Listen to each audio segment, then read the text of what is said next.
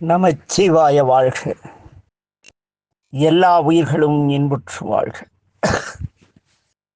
சிவபூஜை. நேற்று நாம் சமயப்பிரவேசம் சிவபூஜை பெறுதலை பற்றி சிந்தித்தோம். இதிலே மூன்றாவது நிலை விசேஷம் என்பது. விசேஷம் என்பதற்கு சிறப்பான தகுதிகளை அடைந்த ஆன்மாவிற்கு ஆன்மநாயகரை கையில் எடுத்து சென்று செல்லும் இடங்களிலெல்லாம் கட்டாயமாக வழிபட வேண்டும் என்ற நியதி கிடையாது. இதிலே நம்முடைய 15வது வயது முதல் ஒரு 25 ஆண்டுகள் வரை நீங்கள் நாள் தவறாமல் சிவபூஜை செய்து காலை மாலையிலே அனுஷ்டான விதிகளின்படியும் குரு உபதேசம் செய்தபடியும் நீங்கள் வாழ்ந்தால் ஆசான் உங்களுடைய வழிபாட்டு முறை நோக்கி உங்களை அழைத்து உங்களுக்கு ஒரு வேலை வாய்ப்பு, திருமணம் எல்லாம் நிகழும் பொழுது பல்வேறு இடங்களுக்கு செல்ல வேண்டியிருக்கும். எல்லா இடங்களிலும் பூஜை பெட்டியை எடுத்து சென்று வழிபாடு செய்வது என்பது சூழ்நிலையை பொறுத்து சிரமமாக இருக்கும். அவ்வகையிலே ஆசான் நம்மிடத்து நீ உன்னுடைய ஊரில் இருக்கும் பொழுது உன்னுடைய ஆன்மநாயகருக்கு முறையான பூஜை செய். பிற நேரங்களிலே நீர் வெளியில் செல்லும் பொழுதோ அல்லது உன்னுடைய அலுவல் நிமித்தமாகவோ, திருமண நிமித்தமாகவோ, வாழ்வியல் நிமித்தமாகவோ வெளியே செல்லும் பொழுது உன்னுடைய ஆன்மநாயகரை இதயத்தில் எழுந்தருளச் செய்தவையும் நீ செல்லும் இடங்களில் உள்ள ஆலயத்திலோ அல்லது நதிக்கரையிலோ அல்லது சந்தனத்தாலோ பெருமானின் திருமேனியை, சிவலிங்க திருமேனியை உருவாக்கி முதலில் ஆலயத்திற்கு சென்று ஆலயத்தில் உள்ள பரார்த்தமூர்த்தியுடைய சன்னிதானத்திலே இருக்கக்கூடிய பஞ்சலிங்கங்கள், 108 லிங்கம் எல்லாம் இருக்கிறது அல்லவா, அதில் ஏதோ ஒன்றின் முன்பாக தனித்திருமேனியாக இருக்கின்ற இறைவன் முன்பு அமர்ந்து மானசீகமாக உனக்குள் இருக்கும் இறைவனை எதிரிலுள்ள திருமேனியில் அல்லது ஆற்றங்கரையிலே நீ செய்து வைத்த அந்த மணல் லிங்கத்திலே அல்லது சந்தனத்தில் செய்த சந்தன லிங்கத்திற்கோ மானச பூஜை செய்ய வேண்டும். மனதால் பூஜை செய்ய வேண்டும். புற வழிபாடு இருக்காது. என்ன, வீட்டில் இருக்கும் பொழுது சிவபூஜை செய்தாக வேண்டும். பொது இடங்களுக்கோ மற்ற இடங்களுக்கோ செல்லும் பொழுது மனதினால் எதிரில் திருமேனி இருக்கும், ஆனால் புற வழிபாடு செய்யாமல் அகபூஜையாக செய்ய வேண்டும். இதை நீ பலர் காணும் வண்ணம் செய்யக்கூடாது. சிவபூஜையை பலர் காணும் வண்ணம் செய்யக்கூடாது. எவ்வாறு ஆணும் பெண்ணும் தனித்திருக்கும் அந்த அந்தரங்க வேளையிலே சபையிலே நாம் அப்படி அந்தரங்கமாக இருக்கக்கூடாதோ, அதுபோல நாம் சிவபூஜை செய்வது அந்தரங்கமான விஷயம். பதி பசு ஐக்கிய நிலையும் சிவபூஜை கொடுக்கும் பொழுது பதியாகிய இறைவனை பசு சரணடைந்து வழிபாடு செய்கிறது என்று பொருள். இல்லறத்தார்க்கு துணவியோடு தனியிலே புணர்தல் போல இந்த சிவபூஜையிலே தனி இடத்திலே நீங்கள் பூஜை செய்ய வேண்டும், பிறர் காணா வண்ணம். அதே இந்த விசேஷம் என்கின்ற அந்த மானச பூஜை பெறும் பொழுது அங்கே நீங்கள் நீங்கள் சென்றுள்ள ஊரில் உள்ள ஆலயத்திலோ அல்லது ஆற்றங்கரையில் பிடிக்கப்பட்ட மணல் லிங்கத்திலோ அல்லது சந்தனம் வாங்கி அதில் சிறிய லிங்கம் செய்து அதற்கோ அதை கையின் உள்ளே வைத்து கொண்டு மானச பூஜை செய்ய வேண்டும். மனதால் செய்யக்கூடிய பூஜைக்கு மானச பூஜைன்னு பேரு. இதுதான் விசேஷமானது. ஏனெனில் உங்களுக்குள்ள இருக்கும் இறைவனை உங்கள் உள்ளங்கையில் தாங்கி கையில் மறைத்து நீங்கள் அதை பார்க்க முடியாது. உங்களுக்குள் இருக்கும் ஆத்மநாயகரை வழிபாடு செய்யக்கூடிய முறைக்கு மானச பூஜைன்னு பேர். இது இன்னைக்கு நிர்வாணம்ங்கிறாங்க. விசேஷம் தராங்களாங்கிறத பற்றி விசேஷ தீட்சையெல்லாம் தராங்க. ஆனால் இதை கற்றுத்தருகிறார்களா என்று தெரியவில்லை. அவர்களுக்கு தெரிந்ததை செய்கிறார். அதை குற்றம் குறை கூறுவதற்காக இந்த பதிவு அல்ல. இதுதான் உண்மையான வார்த்தை என்பதையும் இப்படி செய்வித்தால்தான் அது சிறப்புடையது என்பதற்குமாக இந்த பதிவு. ஆன்மாவின் பக்குவ நிலைக்கேற்ப குரு வருகிறார் என்று ஏற்கனவே பார்த்திருக்கிறோம். பொன் பொருள் போகம் புகழ் இதற்கு ஆசைப்படக்கூடிய ஆன்மாக்களுக்கு பொன் பொருள் போகம் இவற்றின் மீது ஆசையுடைய குருவே வாய்ப்பார். சிவஞானம் தேடுபவர்களுக்கு அத்தகு குரு வாய்ப்பார். ஆக இந்த சமயப்பிரவேசம், சிவபூஜை, மானசம் என்பதெல்லாம் பக்குவான்மாக்களுக்கு பக்குவம் மிகுந்த ஆசான்களால் உபதேசிக்கப்பட்டு செய்விக்கக்கூடிய செயல்கள். என்ன இங்கே இந்த வருஷம் சமய தீட்சை, அடுத்த வருஷம் சிவபூஜை, அப்படி குரு பணம் தேவைப்படுறப்பெல்லாம் கூட்டம் கூட்டி கொடுக்கறதெல்லாம் அது எப்படி இந்த முறை கடந்த 20 ஆண்டுகளாக தான் இந்த மாதிரி யாரோ எதை வித்துட்டு இருக்காங்க. காசு வாங்கிட்டு கொடுத்தாரு விற்கிறதானே, அசிங்கமாலாம் சொல்லலை. இதை யார் மனதையும் புண்படுத்த அல்ல. அன்பினால் பெற வேண்டிய ஒன்றை பணம் கொடுத்து பெற்றால் அது பொன் கொடுத்து வாங்கிய பொருள் நிலைக்காது. என்ன சரி, அது அவருடைய அவர் வினைவெளி, அவர் அனுபவம். இந்த மானச பூஜையிலே சிறந்து விளங்கும் மாணாக்கர்களுக்கு அவர் முறையான திருமண வாழ்க்கை மனைவி மக்களோடு அறநெறி வாழ்க்கை வாழ்ந்து அவருடைய பிள்ளைகளுக்கெல்லாம் திருமணம் செய்து வைத்த பிறகு அவர்களுக்கு நிர்வாணம் என்ற தீட்சை வழங்கப்படும். நிர்வாணம்னா நம்ம இப்போ யூடியூப்லாம் பார்த்தா அம்மனகுண்டியோட தெரியுதுங்க, அதெல்லாம் கிடையாது. மனதில் பற்றற்று இருக்கும் நிலைக்கு நிர்வாணம்னு பேர். உடம்பினால் ஆடை அணிதலோ அதெல்லாம் ஆடை களைதல் பற்று நீங்கள் கிடையாது. மனதினால் பற்று நீங்கக்கூடிய பக்குவ நிலையில் உள்ள ஆன்மாக்களுக்கு ஆசான் என்ன செய்வார்? நீங்கள் தனித்திருந்து வயோதிக காலத்திலே உங்களுடன் கைப்பொருளையோ அல்லது உள்ளூரில் ஆலயத்திற்கோ தினமும் சென்று பிறவா நிலை கேட்டு வழிபாடு செய்யுங்கள். உங்கள் குழந்தை குட்டிகள் அவர்களுக்கான கடமைகளை தவறாமல் செய்யுங்கள். உங்கள் மகளோ மகனோ வாழக்கூடிய ஊர்களிலே செல்லும் பொழுது நீங்கள் அங்குள்ள ஆலயத்தில் நீங்கள் இறைவனை வழிபட்டு பற்றற்று இருங்கள். இறைவன் நமக்கு கொடுத்த கடமைகளை இறையருளால் சிறப்பாக நிறைவேற்றிவிட்டோம். இனி நமக்கு பிறவா நிலைதான் வேண்டும். மீண்டும் இந்த அறம்பாவம் என்னும் மருங்கயிற்றால் கட்டி புறந்தோள் போர்த்து இந்த பூமியில் தெரியும் அவல நிலை வேண்டாம் என்று அந்த வழிபாட்டினை நமக்கு அருள்வார்கள். அப்போதான் 45-50 வயசு ஆகி போகணும். அந்த நிலையில நம்ம திருமணமாகி வாழ்வியல் பக்குவப்பட்டிருப்போம் இல்லையா? எப்படா இந்த கடமையை முடிப்போம்? பிள்ளைங்களுக்கெல்லாம் கல்யாணம் செஞ்ச பிறகு அப்பாடா ஒரு கடமை முடிந்ததுக்குள்ள நாம் நம் பிள்ளைகளுக்கு செய்ய வேண்டிய கடமைகளை செய்த பிறகு நம் ஆன்மாவிற்கான வாழ்க்கை வாழக்கூடிய நிலைக்கு நிர்வாணம்னு பேர். என்ன? பற்றற்று இருத்தல். பற்றுக பற்றற்றான் பற்றினை பற்று விடற்கு என்பார்கள். அதைத் தொடர்ந்து ஆச்சாரியம் என்று ஒரு அபிஷேகம் செய்வார்கள். தன்னுடைய 5 வயது முதல் தன்னுடைய வாழ்வியல் கடமைகளை சிறப்பாக செய்து முடித்து அவருடைய வாரிசுகளும் அறநெறி வாழ்பவர்களாக இருக்கக்கூடிய, அதுதான் முக்கியம். ஐயா ரொம்ப பெரிய சத்தியகீர்த்தியாந்து பையன் தனி அழிச்சுறாந்தா அவங்களுக்கு ஆச்சாரியம் செஞ்சு வைக்க மாட்டாங்க. ஐயா பெரிய சிவவேடம் போட்டு ஊரில் இருக்கலாம் வேடம் கொடுத்துட்டா ஐயாவுடைய பையன் எங்கேயோ ஒரு முஸ்லீம் கண்ட்ரியில் அங்கே போய் யாரோ ஒருத்தர் லவ் மேரேஜ் பண்ணிவிட்டு திருநீர் வச்சா என் வீட்டுக்குள்ளே வராதுன்னு சொல்லி அப்புறம் நீங்கள் எதாவது பழுத்த மாதிரி வேடம் போட்டாலாம் எடுபடாது சாமிக்கிட்ட. என்ன? அவர் அப்படியே இன்னம்பரில் உட்காந்துட்டு இல்லை, நம் மனதில் உட்கார்ந்துட்டு சொக்கர் என்ன பண்ணுறாரு, மனோகர் என்ன செய்கிறாப்புல, சோன்சோ என்ன செய்கிறாருன்னு கவனிச்சிட்டு இருப்பார். புரியுதா?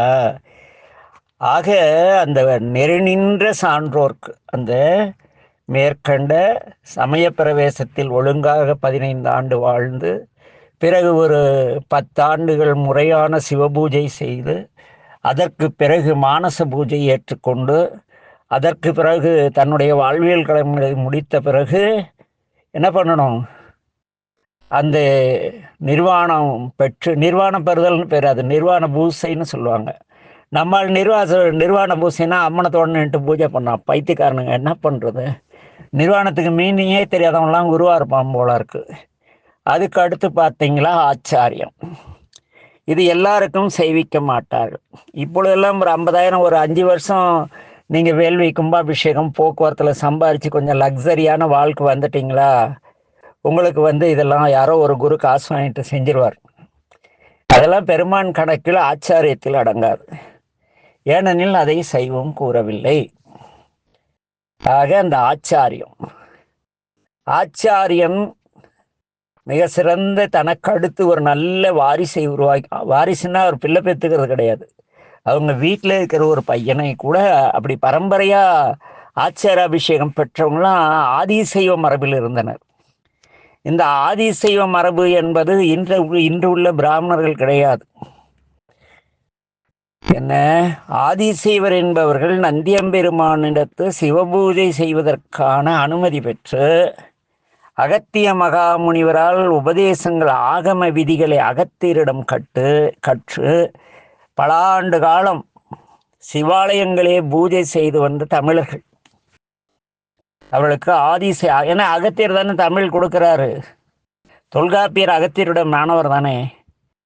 அதுபோல அகத்தியருடைய மாணவர்களாக இருந்து இந்த நம்ம இது என்ன தேவூர் தேவாரத்தில் வரும், என்ன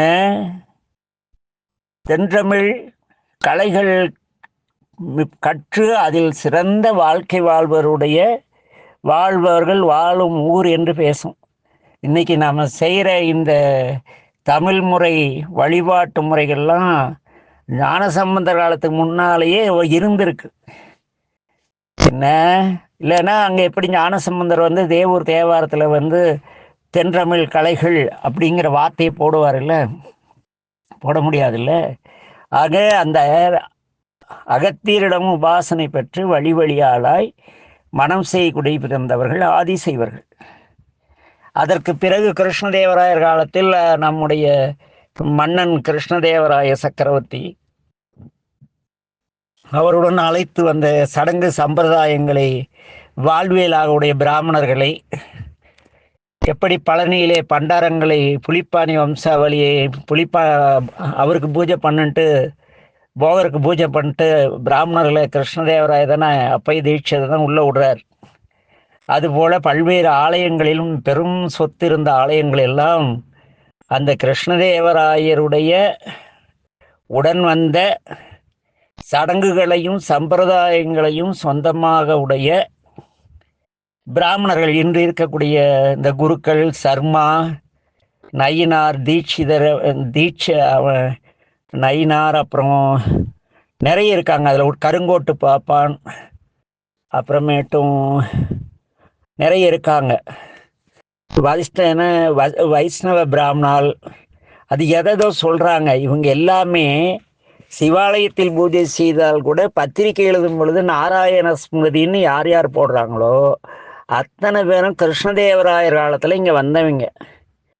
அதற்கு பிறகு ஆங்கிலேயர்கள் வந்தாங்க, முகலாயர்கள் வந்தாங்க. இங்கே அந்த ஆதிசைவ மரபு தஞ்சை மாவட்டத்திலே ஒட்டிய வரியோடும் கிழிந்த துணியோடும் ஏதோ தன்னால் உண்டானதை மானசமாக இறைவனுக்கு திருத்தொண்டு செய்து வாழ்கிறார்கள். உண்மையான ஆதிசைவர்கள் அவர்கள் பூஜை செய்யும் ஆலயத்தில் உள்ள மூர்த்திக்கன்றி வேறு யாருக்கும் போய் கும்பாபிஷேகத்துக்கோ மற்ற விழாக்களோ கலந்து கொண்டு எந்த சேவையும் செய்ய மாட்டார்கள். அப்படி யார் இருக்காங்க, அவர்கள் ஆதிசைவர்கள். என்ன, அந்த ஆதிசைவ மரபு அப்படி வந்துச்சு. எதுக்கு இங்கே வேணால் அந்த குரு பரம்பரை சொல்கிறதுக்கு. அகத்திய மகரிஷிடமும் ஆகம் பயின்று ஆலய வழிபாடு போக்குவரத்தெல்லாம் தெரிஞ்சு தமிழ்நாட்டிலே தென்னாடுடைய சிவன் எந்நாட்டவர்க்கும் இறைவனாக இருக்கக்கூடிய அவருக்கு அடிமை செய்த அந்த தரத்தில் வந்த சிவாச்சார்களால் தான் மட்டுமே நான் மேற்கூறிய வார்த்தைகளோடு உங்களுக்கு இந்த சம்பிரதாயங்கள் நடக்கும். அவர்கள் அறவோர், அந்தனர் என்பர் அறவோர்னாரை வள்ளுவர், அந்த அறவழி வாழ்ந்தவர்கள். இன்னைக்கு பணக்காரன் வந்தா தட்டு தூக்கிட்டு ஓடணும். மதுரைக்கு போயிருந்தேன். எப்படியாப்பட்ட மரபுல இருந்தெல்லாம் போய் இந்த கிருஷ்ணதேவராயத்தை வந்த அந்த ஆட்கள் மேனாமினிக்குங்கள் மாதிரி பட்டம் பைதாம்பரம் கட்டிக்கிட்டு இந்த மார்வாடிங்க தட்டை தூக்கிட்டு பிச்சைக்காரனாட்டம் ஓடி போய் இறைவனை அசிங்கப்படுத்துறாங்க. இவரெல்லாம் ஆதி செய்வரெல்லாம் கிடையாது. ஏனெனில் யார் கிடையாதுன்னா எது நிஜம்னு நீங்க தேடுவீங்க. அதுக்காக சொல்லிட்டு இருக்கேன். ஆக என் அன்பின் உறவுகளே, இந்த சமய பிரவேசம், சிவபூஜை, மானச பூஜை, நிர்வாணம், ஆச்சாரியம், அதற்கடுத்து மனைவி எல்லாம் இழந்து நாம் நிற்கும் பொழுது சந்நியாசம் வரும். அது என்னன்னா, நம்ம மணிவாசகர் ஞானசம்பத 3 வயசுல சிவனை பாட போனால் பெருமையாக பேசுவோம். நம்மூட்டு 3 வயசு குழந்தைய போய் சிவனை அப்பா அம்மா போனேன் நான் அன்னைக்கு மறைஞான சம்பந்தர் அவங்க அப்பா அம்மா, நம்ம பிள்ளை சிவன் தான் எனக்கு அப்பா அம்மா, அவங்க கூட வரமாட்டேன்னு 4 இழுத்து வண்டியில் தூக்கி போட்டுக்கணும் இல்லையா? அதனால நம்ம வாழ்வியல் கடமைகளை முடித்த பிறகு இறைவனை நாடி தேசாந்திரியாக செல்லக்கூடிய நிலையை திருவருள் உண்டாக்கும். இதெல்லாம் சைவ சமயத்தின் கிரியையில் உள்ள படிமுறைகள். கிரியை தான் அது, மன்னிக்கவும், சரியையுள்ள கடமைகள். இதெல்லாம் இந்த சமய பிரவேசம், சிவபூஜை, மானச பூஜை, நிர்வாணம், ஆச்சாரியம், சந்நியாசம் என்ற இந்த யாரும் நாம் உடலால் செய்யக்கூடிய வழிபாடுகள். இதற்கு சரியைன்னு பேர். என்ன குருனா யாருன்னு பார்த்தோம், தீட்சைனா என்னன்னு பார்த்தோம். இன்னைக்கு தீட்சைங்கிற பெயரால் வழங்கப்படக்கூடிய இந்த புரியாத புதிர்கள் என்ன என்று பார்த்தோம். அடுத்ததாக கிரியை. கிரியை என்பது மனத்தாலும் மொழியாலும் இறைவனுக்கு நாம் செய்யக்கூடிய கடமைகள். உடலாலும் மனத்தாலும் மொழியாலும். நாவுக்கரசடியில் அதற்கு ஒரு மிக சிறந்த உதாரணம். ஏனெனில் அவர் உணர்ந்திருப்பார் போலும் 2ஆம் நிலை, இந்த சைவத்தின் 4 நிலைகளிலே சரியை கிரியை ஆகிய நிலை. இந்த உளவாரம் செய்தல் என்ன செஞ்சார் அப்பரடிகள்? சிவனேன்னு போனாரு, புல்லு வெட்டினாரு, சாமியை பாடினாரு, தூங்கினாரு. அடுத்த நாள் என்ன செய்தார்? உடலால் தொண்டு செய்து உள்ளத்தால் இறைவனை மந்திரங்களால் மகிழ்வித்தல்.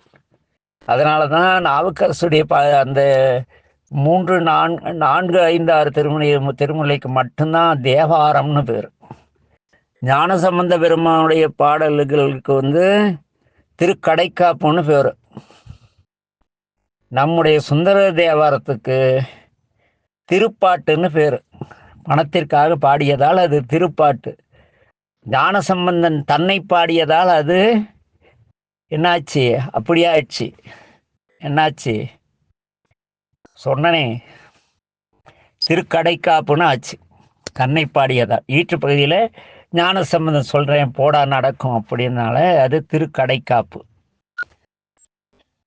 நம்முடைய நாவுக்கரசடிகள் ஆட்கொண்ட இறைவனை பற்றி நினைந்து நினைந்து திருத்தாண்டங்கள், குறுந்தொகை, அது இதுன்னு பாடி பாடி காலையிலிருந்து சாயங்காலம் வரைக்கும் உழவார பணி செய்வார்.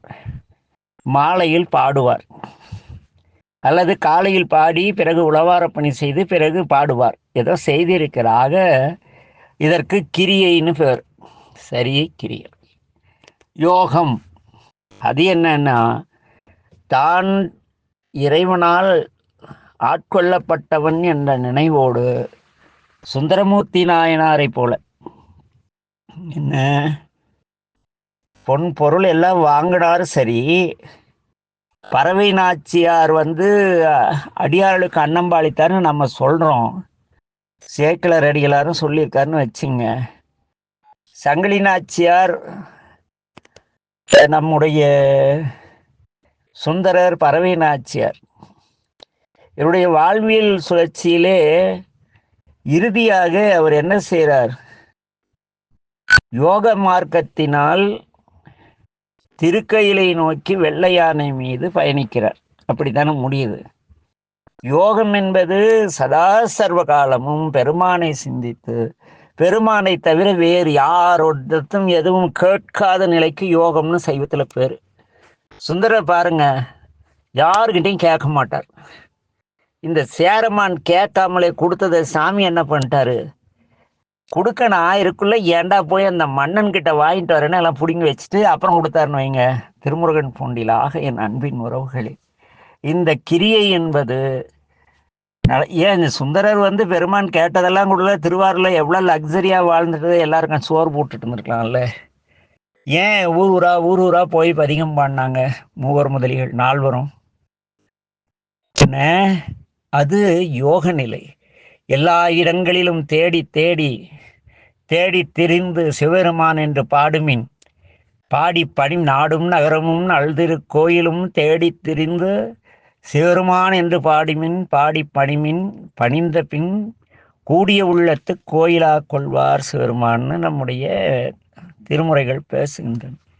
ஆக தேடி திரியும் பொழுது உங்கள் ஆத்மாவுக்கு இறையருள் கிடைக்கக்கூடிய தலங்களில் மட்டும்தான் அதை உணர முடியும், நாம் பக்குவப்பட முடியும். எனவே இந்த சைவ நன்னெறியிலே இந்த தீட்சைக்கும் சடங்குகளுக்கும் உள்ள வித்தியாசங்களை இந்த கடந்த 3-4 பதிவுகளாக பார்த்தோம்.